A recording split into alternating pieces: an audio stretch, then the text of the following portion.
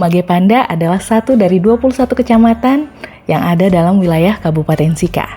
Letaknya di sepanjang pesisir pantai utara, arah barat kota Momere, meliputi 8 desa dengan populasi 12.000 lebih yang beragam latar belakang warganya.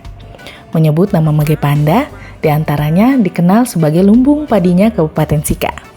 Mage Panda menjadi pemasok beras lokal utama untuk kebutuhan masyarakat Kabupaten Sika. Terkait dengan Kecamatan Mage Panda sebagai lumbung beras, ini memang potensi alam ini memang sangat mendukung. Kita lihat dari ketersediaan yang pertama sebenarnya air. Air itu menjadi sumber utama bagaimana supaya bisa menghidupkan padi dan juga tanaman-tanaman lain. Untuk di Kecamatan Mage Panda ini luas lahan sawah itu sekitar 996 hektar, dan kalau seandainya dilakukan penanaman selama setahun dengan ketersediaan air yang cukup dan juga pola tanam yang baik, maka sangat cukup untuk menghidupi khususnya kita di Kecamatan Mage Panda dan juga mensuplai untuk wilayah Kabupaten Sika.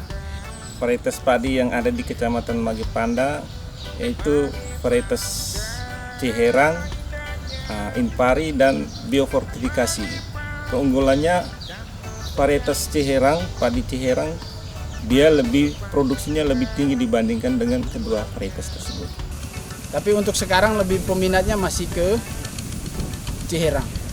Mengingat karena pestisida mahal, pupuk sekian, jadi lebih pilih yang tahan banting. Keunggulan beras Mage Panda itu beras Ciherang. Itu yang pertama, dia punya produksinya tinggi, kemudian kualitas berasnya bagus, dan nasinya enak. Mage Panda mulai digarap sebagai lahan pertanian sawah, sesungguhnya dirintis sama saudara dari komunitas Muslim Bugis Pomopombo yang mendiami dataran Mage Panda di tahun 1950-an, 1960-an, tentu dengan cara yang masih tradisional. Dalam perjalanan waktu, dengan adanya interaksi saling belajar antar warga, perlahan makin banyak yang tahu budidaya sawah, yang dengan sendirinya semakin bertambah pula lahan persawahan. Ini karena didukung pula oleh persediaan air yang cukup untuk kebutuhan pengelolaan sawah Mage Panda. Orang Bugis datang pertama itu tahun 60-an untuk datang ke sini untuk kerja sawah. Kemudian dalam pekerjaan itu cara kerja sawahnya itu adalah dengan memakai alat tradisional seperti kerbau, memakai bajak. Setelah itu baru teman-teman di atas gunung ini datang, jadi mereka belajar di orang Bugis, ikut sama-sama kerja. Setelah itu mereka juga sudah bisa mengolah sendiri sawah. Sumber air persawahan dari wilayah Mage Panda itu di Fata, Pombo-Pombo, dan Tanah Beta. Itu mereka menggunakan sumur bor. Kalau untuk irigasi wilayah Rero Roja, khususnya daerah irigasi air Roa, itu ada bendungan air Roa. Terus kalau untuk Duli itu ada di Ijura, ada di Wolokoli. Itu yang mengairi dataran yang ada di Duli Tanah Merah. Sedangkan untuk wilayah DT itu lebih banyak saat ada hujan, dan sebagian yang berada di pinggiran kali itu menggunakan pompa. Mata air untuk Duboweka, Agewela Lako, Potun Bira Merah itu mengalir ke Bendung Liba. Itu tujuan itu pertanian itu untuk persawahan di Dolu, di Jowatoni, dengan untuk pertanian sekitar Mage Panda.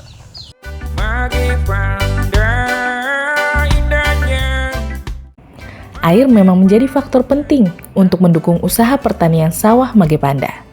Apalagi di tengah kian luasnya areal persawahan, tentu semakin membutuhkan suplai air yang memadai. Mage Panda dengan kisahnya dulu adalah potret persawahan dengan suplai air yang melimpah. Namun, Mage Panda di tahun-tahun belakangan ini berkisah miris dengan potret buram persediaan air yang tak lagi cukup untuk persawahan, apalagi di musim kemarau yang panjang. Mage Panda itu, ini akhir-akhir ini, apalagi dengan adanya El Nino, dampaknya sangat terasa. Memang di sana itu banyak sumur-sumur bor, namun debit airnya turun, sehingga petaninya kewalahan. Nah ini akibat apa? Penggundulan hutan itu salah satu. Kita melakukan pembukaan lahan yang awalnya mungkin lahan hutan menjadi lahan perkebunan, sehingga tanah yang awalnya menyimpan air, sehingga pohon-pohon atau jenis-jenis tanaman yang menyerap air itu mengalami penurunan jumlah. Di sana bangunan airnya juga banyak. Namun satu hal yang juga disayangkan, tidak menjaga bangunan air. Misalnya saluran irigasi yang sudah ada, banyak juga yang orang ikat ternaknya di situ. Lalu juga kalau mau buat pematang, mereka cangkulnya yang istilah petani ya sapu pinggir itu sampai di saluran itu. Nah ini kan lama kelamaan maka dia akan tergerus. Di sana juga ada bangunan air, bendungan, itu di Liba, di Airoa itu ada. Namun karena usianya sudah cukup lama, ya terjadi sedimentasi. Nah itu di Liba itu kan sekarang ini air sudah tidak bisa lagi itu. Maka kasihan itu saudara-saudara kita petani yang di bagian Dolu itu mereka sangat minim air. Dan satu hal yang paling penting adalah merubah perilaku itu tidak gampang. Merubahnya itu harus pelan. Tinggal saja sekarang kita mau atau tidak. Sebab kalau tidak, ya nanti setiap saat, setiap tahun nanti akan terjadi seperti ini. Ketika orang sudah melakukan penghijauan, tanam dan segala macam, ada yang entah sengaja atau tidak sengaja selalu membakar. Mage Panda subuhnya. Air tidaklah cukup untuk dimanfaatkan bagi usaha persawahan, tapi mesti serentak pula dijaga kelestarian sumber airnya. Inilah yang belum sepenuhnya menjadi kesadaran kebanyakan warga masyarakat Mage Panda. Air tanah terus dikeruk tanpa batas setiap waktu dari ratusan sumur bor untuk persawahan tanpa dibarengi dengan tanggung jawab kolektif memelihara sumber-sumber mata air yang ada. Ya, menyelamatkan konservasi air dengan penghijauan ini. Yaitu bersama dengan pemerintah maupun masyarakat setempat untuk melakukan konservasi di wilayah tersebut, di daerah aliran sungai maupun di beberapa mata air yang mengalami penurunan debit yang sangat signifikan.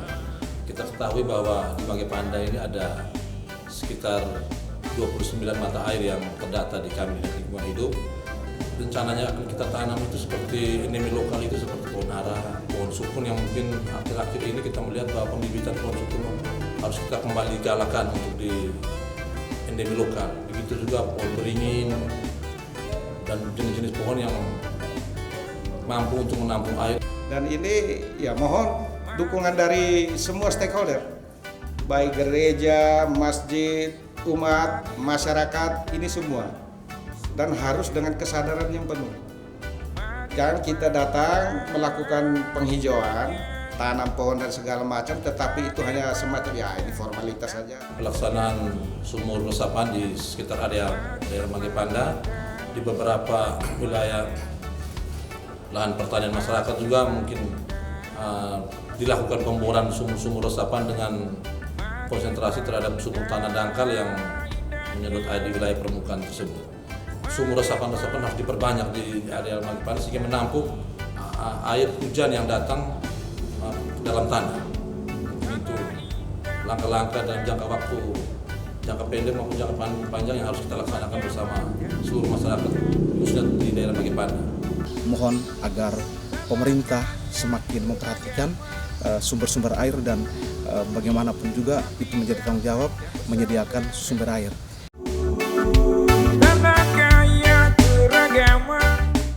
Mage Panda menjadi tempat penyelenggaraan Hari Air Sedunia yang ke-30 tingkat Keuskupan Maumere sekaligus Kabupaten Sika tanggal 21 Maret 2024 dengan mengusung tema Air Tanah membuat yang tak terlihat menjadi terlihat. Di antara aksi yang dibuat adalah berkaitan dengan upaya konservasi air tanah agar ke depan air mencukupi kebutuhan pengelolaan persawahan Mage Panda. Aksi nyata yang akan kita lakukan di sana ada dua. Yang pertama adalah perlindungan mata air, yaitu dengan melakukan penanaman di daerah mata air yang sudah disepakati dengan umat dan paroki Magepanda. Lalu yang kedua, gerakan membuat biopori di fasilitas-fasilitas umum. Tujuannya adalah untuk di mata air jelas untuk mempertahankan dan meningkatkan debit air. Sedangkan untuk pembuatan biopori adalah tujuannya agar pada saat musim hujan banyak air yang masuk ke dalam tanah dan tidak banyak yang terbuang ke laut. Magepanda, tanah terjanji. Air merupakan salah satu sumber daya alam yang vital bagi usaha pertanian sawah. Sebagai sumber daya alam, air tidak selalu dengan ketersediaannya yang cukup.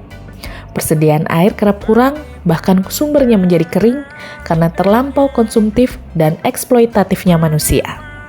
Dengan perayaan Hari Air Sedunia 2024 ini, juga dalam semangat pesan APP 2024 mengembangkan ekonomi yang ekologis, kita diajak agar air tidak semata kita memanfaatkannya, tetapi mesti pula menjaganya. Sebab air adalah kehidupan, tidak semata kebutuhan. Lagi pula, air tidak cuma untuk kita, tetapi untuk anak cucu kita ke depan. Menjaga air dengan bijak berarti menjaga keberlangsungan kehidupan. Oh Magepanda, oh anakku, I love you full. Selamat Hari Air Sedunia ke-30. Selamat Hari Air Sedunia ke-30. Selamat Hari Air Sedunia ke-30. Selamat Hari Air Sedunia yang ke-30. Selamat Hari Air Sedunia ke-30. Selamat Hari Air Sedunia ke-30.